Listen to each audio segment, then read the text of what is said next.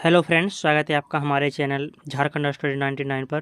Friends, आज की इस वीडियो में कवर करेंगे पढ़ा पंचायत शासन व्यवस्था से संबंधित जो है 21 एमसीक्यू टेस्ट। और ये जो फ्रेंड्स एमसीक्यू टेस्ट होगा या जेपीएससी पेपर 2 सिलेबस पर आधारित है। यानी फ्रेंड्स आपके जो है इस शासन व्यवस्था से यानी पढ़ा पंचायत शासन व्यवस्था से एक सवाल पूछे जाएंगे जो आपको 2 नंबर दिलाएगा। तो आप फ्रेंड्स वीडियो का अंत तक बने रहिए। अगर आपको वीडियो पसंद आएगा फ्रेंड्स तो लाइक शेयर जरूर कीजिएगा और चैनल पर तो सब्सक्राइब कीजिएगा। चलिए शुरू करते हैं आज की इस क्लास को। और आज की इस क्लास का हमारा पहला सवाल है कि पढ़ा पंचायत शासन व्यवस्था का संबंध किस जनजाति समुदाय से है? खड़िया से है, हो से है, संथाल से है या उराव से है? तो बात करें फ्रेंड्स पढ़ा पंचायत शासन व्यवस्था की, तो इनका जो संबंध है उराव जनजाति से संबंधित है। Option number D right answer हो जाएगा। पढ़ा पंचायत शासन व्यवस्था का संबंध किस जनजाति समुदाय से है? तो उराव जनजाति समुदाय से है। दूसरा सवाल है, उराव जनजाति में ग्राम प्रधान को क्या कहा जाता है? तो उराव जनजाति के ग्राम प्रधान को महतो कहा जाता है। उराव जनजाति में ग्राम प्रधान को महतो कहा जाता है। तीसरा सवाल है, पढ़ा पंचायत शासन व्यवस्था में महतो के संबंध में निम्न में से कौन सा कथन असत्य है? तो यह गांव का प्रधान होता है, यह गांव के स्तर के मामलों का निपटारा करता है, महतो के पास प्रशासनिक एवं न्यायिक दोनों प्रकार के अधिकार होते हैं। ऑप्शन डी पर दिया हुआ है उपरोक्त सभी कथन सत्य है। तो friends option number D right answer हो जाएगा, जो सभी कथन सत्य है। तो यानी इसका अर्थ ये हो गया कि पढ़ा पंचायत शासन व्यवस्था में महत्व के संबंध में जो यह गांव का प्रधान होता है यह सत्य कथन है, यह गांव के स्तर के मामलों का निपटारा करता है और महत्व के पास जो है प्रशासनिक एवं न्यायिक दोनों प्रकार के अधिकार होते हैं। यानी तीनों कथन जो है सत्य है। चौथा सवाल की ओर चलते हैं। चौथा सवाल है, उराव जनजाति में महतो का सहयोगी क्या कहलाता है? तो महतो का सहयोगी मांझी कहलाता है। महतो का सहयोगी कौन कहलाता है? मांझी कहलाता है।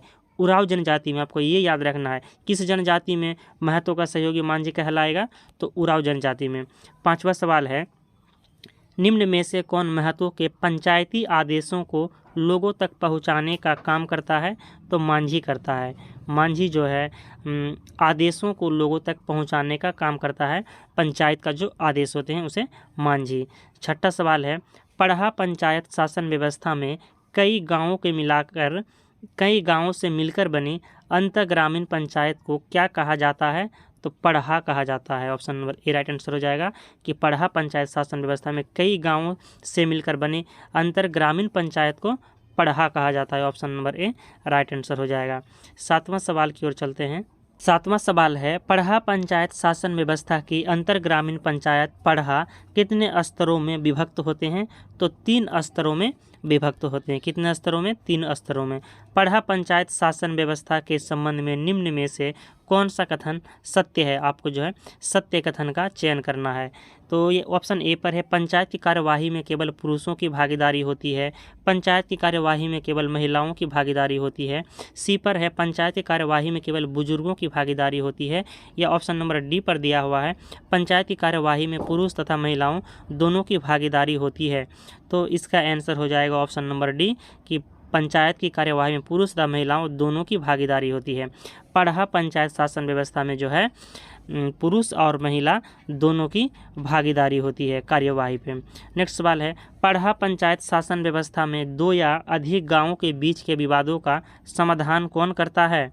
तो पढ़ा करता है। Option number B right answer हो जाएगा। पढ़ा पंचायत शासन व्यवस्था में 2 या अधिक गांवों के बीच के विवादों का समाधान पढ़ा करता है। पढ़ा पंचायत का प्रमुख कौन होता है? तो पढ़ा पंचायत का प्रमुख पढ़ा राजा होता है। पढ़ा पंचायत का प्रमुख पढ़ा राजा होता है।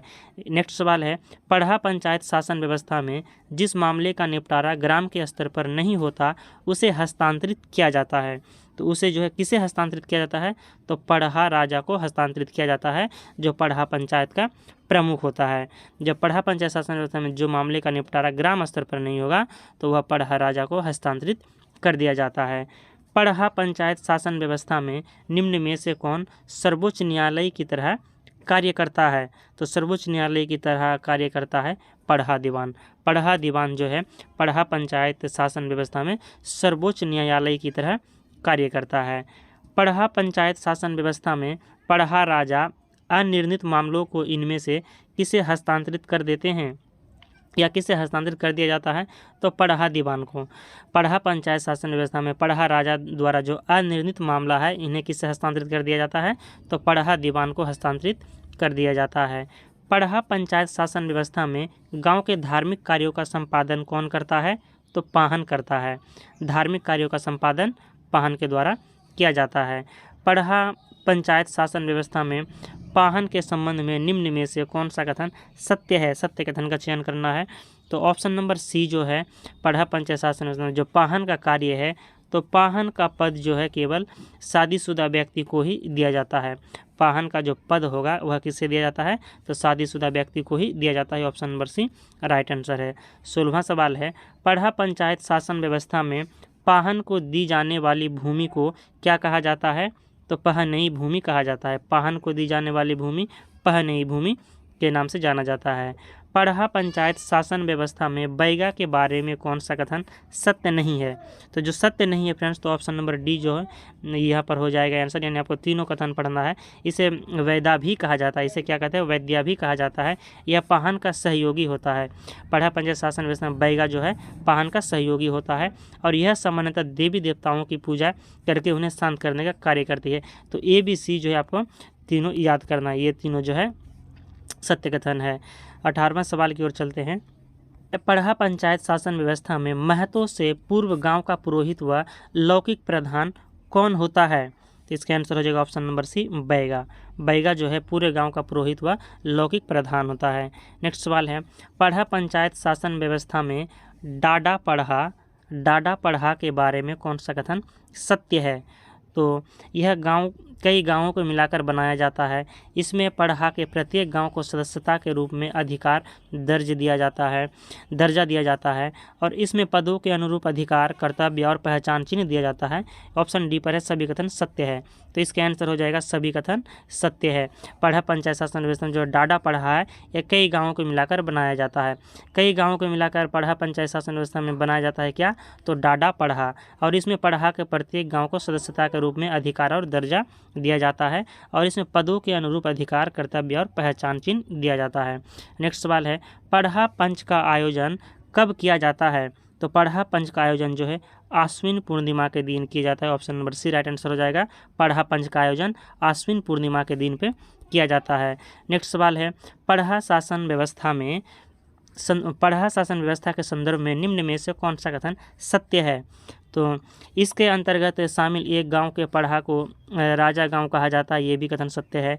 इसके बाद दूसरे गांव के पढ़हा को दीवान गांव, तीसरे को पनेरे गांव तथा चौथे को कोटवार गांव कहा जाता है, जबकि शेष गांव को प्रजा गांव कहा जाता है। यानी उपरोक्त सभी कथन जो है सत्य है।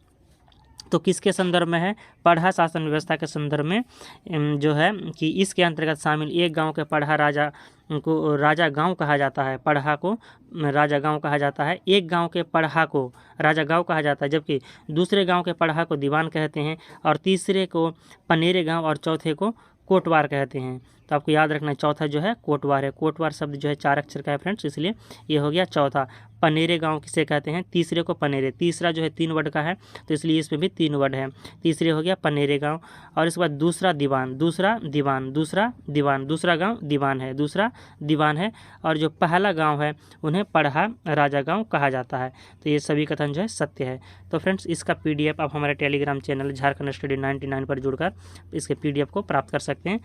तो आप टेलीग्राम चैनल से जुड़ जाएगा, इसका लिंक मैं वीडियो के डिस्क्रिप्शन पे दे दूंगा। अगर आपको आज का वीडियो पसंद आए तो एक लाइक ज़रूर कीजिएगा, और चैनल में तो सब्सक्राइब कीजिएगा, और फ्रेंड्स इस वीडियो को जो है शेयर भी कीजिएगा। तो मिलते हैं नेक्स्ट वीडियो को लेकर बहुत जल्द। जय हिंद।